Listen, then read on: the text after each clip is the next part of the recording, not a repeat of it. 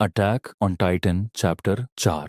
आपने पिछले चैप्टर में देखा था कि कोलोसल टाइटन ट्रॉस डिस्ट्रिक्ट की दीवार को तोड़ देता है और एरन उस पर अटैक करने के लिए उसके सामने खड़ा हो जाता है। अब आगे कोलोसल टाइटन एरन के ऊपर अपने हाथ से हमला करता है, लेकिन एरन बचते हुए उसके हाथ के ऊपर चढ़ जाता है। लेकिन कोलोसल टाइटन उसे देख लेता है। फिर एरन मन में कहने लगता है, उसने फिक्स्ड आर्टिलरी को निशाना बनाया था। और इतना ही नहीं, ये कोई इत्तेफाक नहीं था कि उसने गेट पर ही हमला किया। इसका मतलब है कि ये इंटेलिजेंट है।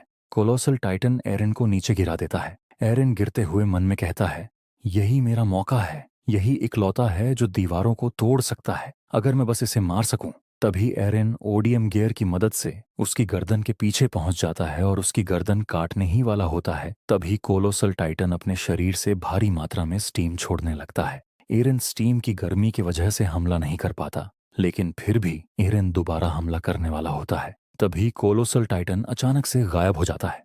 एरन ये देखकर पूरी तरह से शॉक हो जाता है। दीवार के ऊपर से थॉमस चिल्लाता है, एरन, कोलोसल टाइटन गायब हो गया, क्या तुमने उसे मार दिया? एरन जवाब देता है, नहीं, ये बिल्कुल 5 साल पहले जैसा ही है। वो अचानक प्रकट हुआ और अचानक से गायब हो गया। फिर एरन दीवार के ऊपर आकर उन सब से माफी मांगता है। थॉमस एरन से कहता है, तुम माफी क्यों मांग रहे हो? हम तो हिल तक नहीं पाए।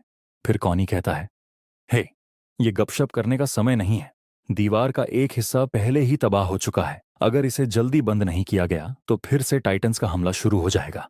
तभी वहां एक सोल्जर आता है और कहता है, तुम ट्रेनी यहाँ क्या कर रहे हो? कोलोसल टाइटन के हमले से लड़ने की तैयारी पहले ही शुरू हो गई है। फौरन अपने अपने पोस्ट पर रिपोर्ट करो। अगर तुम में से किसी का भी उससे सामना होता है तो फौरन HQ को खबर करना। Good luck, advance team. उसके बाद एरेन, कॉनी और थॉमस वहां से चले जाते हैं। वहीं दूसरी तरफ सारे लोग ट्रॉस डिस्ट्रिक्ट की दीवार छोड़कर वॉल रोज में जा रहे होते हैं।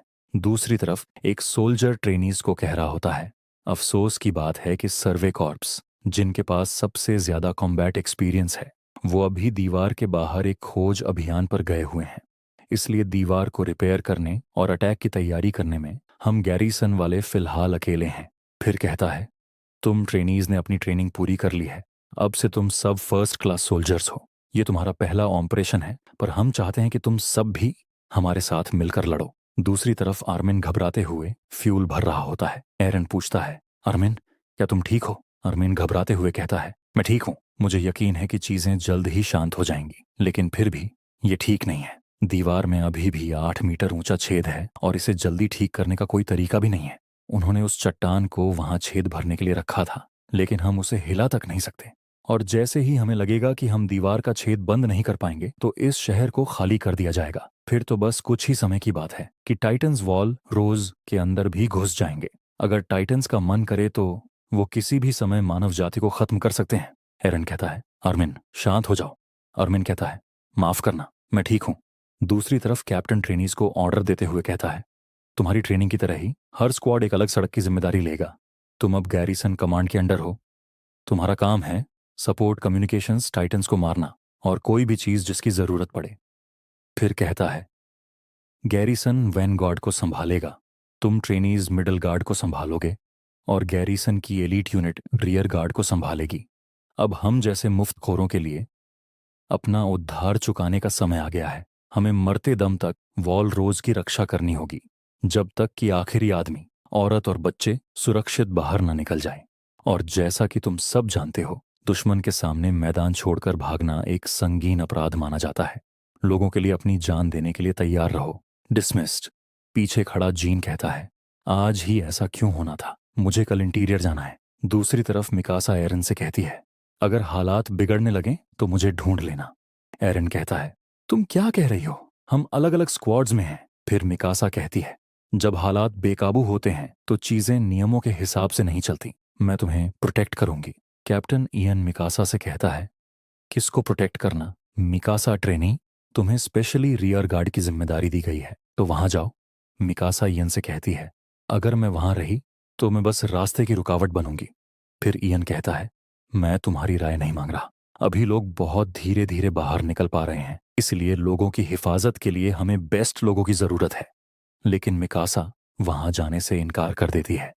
तभी एरन मिकासा के सिर पर अपना सिर मारते हुए कहता है, बस बहुत हुआ विकास। इंसानियत मिटने की कगार पर है और तुम अपने खुद के नियम चलाने की कोशिश कर रही हो। फिर मिकास कहती है, सॉरी, मैं ठीक से सोच नहीं पा रही थी, पर मुझे तुमसे एक फेवर चाहिए, सिर्फ एक, प्लीज मरना मत। फिर एरन कहता है, मैं नहीं मरूंगा, मैं यहां नहीं मर सकता। मिकासा वहां से चली जाती है। फिर एरन मन में कहने लगता है, मुझे अभी भी हमारी इन दीवारों के बाहर की दुनिया के बारे में कुछ भी नहीं पता। हमारे पास जो भी इतिहास की किताबें बची हैं उनमें भी टाइटन्स के वजूद के बारे में कोई जानकारी नहीं है। हम उनके बारे में लगभग कुछ भी नहीं जानते। यहां से पास्ट सीन शुरू होता है जब टीचर टाइटन्स के बारे में पढ़ा रहे होते हैं। टीचर कहता है, टाइटन्स के बारे में हमने जो कुछ भी सीखा है, जैसे कि उनके रहने का तरीका, वो सब हमें सर्वे कॉर्प्स की लेटेस्ट रिपोर्टों की बदौलत पता चला है। हम अभी तक इस बात का पता नहीं कर पाए हैं कि टाइटन्स में इंसानों जैसी इंटेलिजेंस होती है या नहीं। इसलिए हमारी नस्लों के बीच एक दूसरे को समझने की कोई मिसाल नहीं मिलती। टाइटन के शरीर की बनावट दूसरे जीवों से पूरी तरह अलग होती है। उनके शरीर में सेक्सुअल ऑर्गन्स नहीं होते और वो रिप्रोड्यूस कैसे करते हैं ये अभी तक एक रहस्य है। उनके शरीर एक मेल इंसान जैसे होते हैं। उनके शरीर का तापमान बहुत ज्यादा होता है और हैरानी की बात है कि वे इंसानों के अलावा किसी भी जीव में बिल्कुल दिलचस्पी नहीं लेते। टाइटन्स का एक ही काम है, इंसानों को खाना। लेकिन जब हम इस बात पर गौर करते हैं कि वो 100 से भी ज्यादा सालों तक लोगों से पूरी तरह खाली माहौल में रहे, तो हम ये अंदाजा लगा सकते हैं कि टाइटन्स को असल में खाने की जरूरत ही नहीं होती। दूसरे शब्दों में कहें तो उनका मकसद शिकार करना नहीं, बल्कि सिर्फ जान लेना है। इंसानियत के घुटनों पर आने की सबसे बड़ी वजह टाइटन्स की जीवित रहने की वो हैरान कर देने वाली काबिलियत है। बहुत पहले से ही इंसानियत के पास इतनी ताकत रही है कि वो टाइटन्स के सिर उड़ा सकें। हालांकि उनसे निपटने के लिए सिर्फ इतना ही काफी नहीं था। हर टाइटन की क्षमता अलग होती है, लेकिन आमतौर पर जिनका सिर उड़ा दिया जाता है वो 1-2 मिनट में ही फिर से उग जाता है।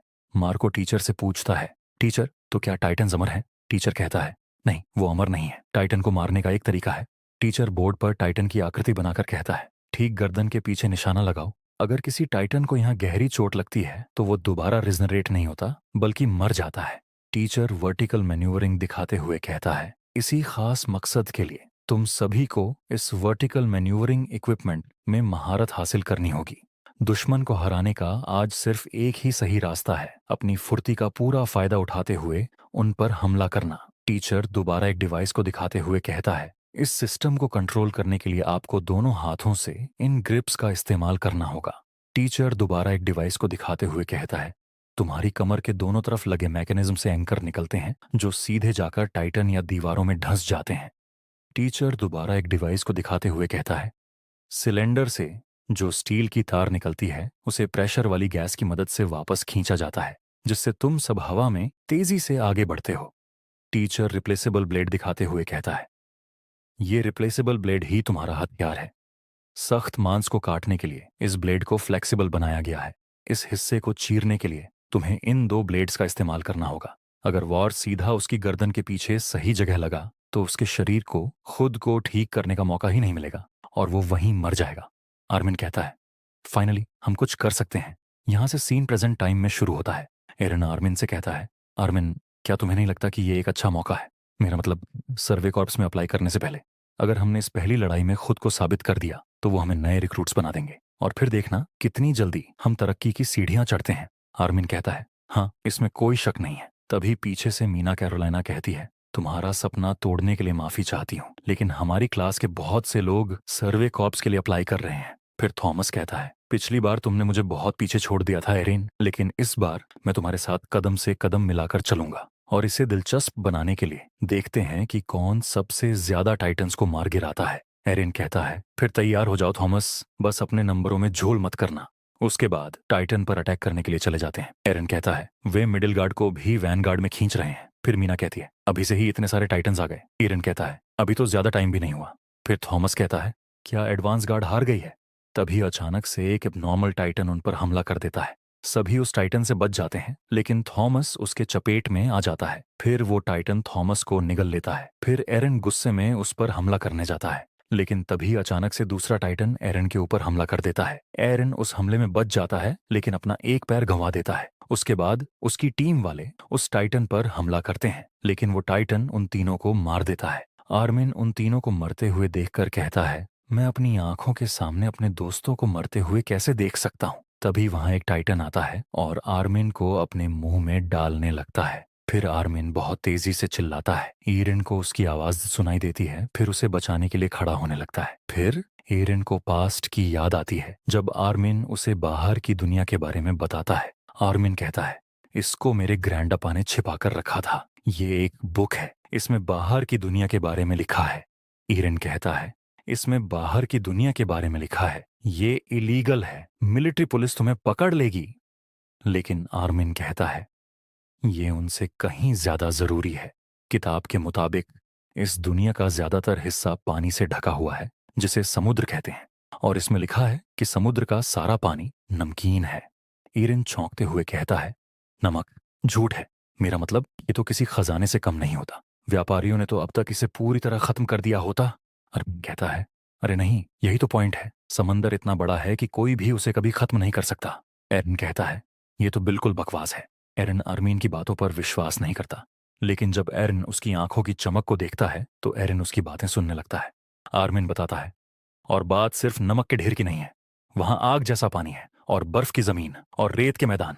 जरूर बाहर की दुनिया दीवारों के अंदर की दुनिया से 10 गुना बड़ी होगी। फिर कहता है, एरन, मुझे उम्मीद है कि हम किसी दिन बाहर की दुनिया को एक्सप्लोर कर पाएंगे। इसके बाद सीन प्रेजेंट टाइम में शुरू होता है। एरन टाइटन के मुंह में घुस जाता है और आर्मिन का हाथ पकड़कर उसे बाहर फेंक देता है। फिर एरन आर्मिन को आखिरी शब्द कहता है, तुम्हें क्या लगता है, मैं यहां मर जाऊंगा? आर्मिन, तुमने मुझे इसके बारे में बताया था, इसलिए मैं बाहर की दुनिया में जा रहा हूं। टाइटन एरन को खा जाता है। आर्मिन सिर्फ चिल्लाता रह जाता है। ये चैप्टर यहीं खत्म होता है। नेक्स्ट चैप्टर बहुत जल्दी आएगा।